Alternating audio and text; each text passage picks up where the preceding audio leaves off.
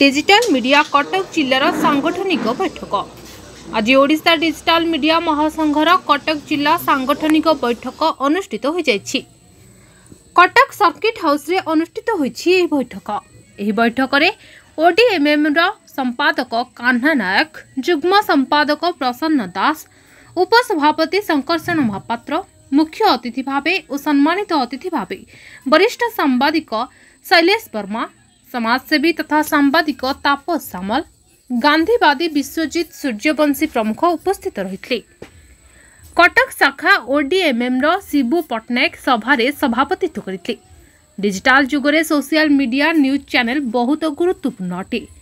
सरकार सबुबेले TV print media को सबु प्रकार सुविधा जोगे दे आसुछंती, किंतु सोशल मीडिया न्यूज चैनल गुड़िक खबर प्रसारण रे मुख्य भूमिका ग्रहण करि आसुवा बेले सरकार एहा उपरे किछि नीति नियम आनु नाहंती कि सांबादिक मानक पई कोनोसी सरकारी सुविधा उपलब्ध कराई नाहंती।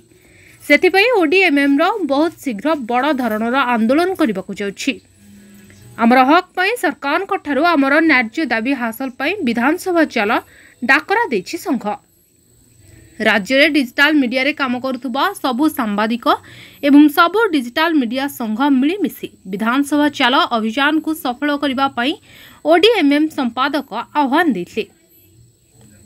एही कार्यक्रम रे कटक जिल्लार टांगी, चौद्वार, आठगड़, सालेपुर, महांगा और कटक रो बहु सांबादिक जोग दे ओडीएमएम रो विधानसभा चाल डाकरा को समर्थन करथिले। सबु सांबादिक बंधु मान मोर नमस्कार। मो कान्हा नायक, ओडिशा डिजिटल मीडिया महासंघर जनरल सेक्रेटरी। कौन कहबे आज जो महासंघर आज हेतला समाधान देखंतु अत्यंत खुशी कथा एवं एते बढ़िया सुंदर कार्यक्रम आज हेतला ओडिशा डिजिटल मीडिया महासंघर ए जो कटक रे एवं कटक रा प्रत्येक सांबादिक मान को धन्यवाद देवी जहा हो ए मीटिंग रे सेमाने उपस्थित अछंती। आमे आपण देखिचंती दीर्घ वर्ष होला आमे जो तीनोटी कथा कहूचु सांबादिक मानकर सम्मान, सुरक्षा, अधिकार को लेकिन आमे जो लड़ाई करी करी आज पर्यंत आसीचु हुए तो ये लड़ाई रो सक्सेस आमे बहुत शीघ्र करबा मध्य। आ गोटे कथा आमे आप खबर समस्त पाइछंती कि आमे गोटे वर्तमान अभियान आरंभ करूची विधानसभा चाल।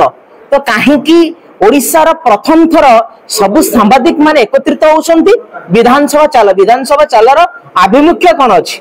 तार मुख्य आभिमुख्य हैला कि ओडिसा रे कोन अनुकोण रे काम करूतिबा प्रतिटी डिजिटल मीडिया रे काम करूछन जो माने डिजिटल मीडिया सांबादिक भाई मानकर एटा लढई आपण देखिछंती। विगत दिन रे टीवी मीडिया प्रिंट मीडिया कथा आपण कहउतिले, किंतु आजी डिजिटल मीडिया रो गुरुत्व एते अछि कि बिना डिजिटल मीडिया रे केही भी बंची परिबे नाही। आपण मार्केट जाहंतु, रोड को जाहंतु, बस रे ट्रैवल करंतु, नदी की गाधेवा को जाहंतु, रोसे घरे थांतु, आपण जदी न्यूज कथा आसुची आपण मोबाइल टे देखि कि आपण न्यूज करछन।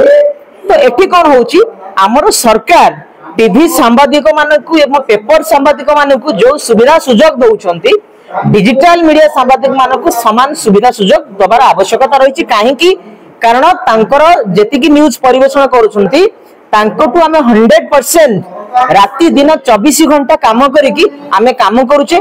आ लोक माने डिजिटल मीडिया द्वारा बहुत उपकृत होउछन। आपण देखंतु कारण सैटेलाइट अपेक्षा प्रिंट मीडिया अपेक्षा डिजिटल मीडिया रे जो माने काम करूछन डिजिटल मीडिया रे लोक माने व्यूअर्स माने समस्त काम करूछन आ एहार अपॉर्चुनिटी पाउछन।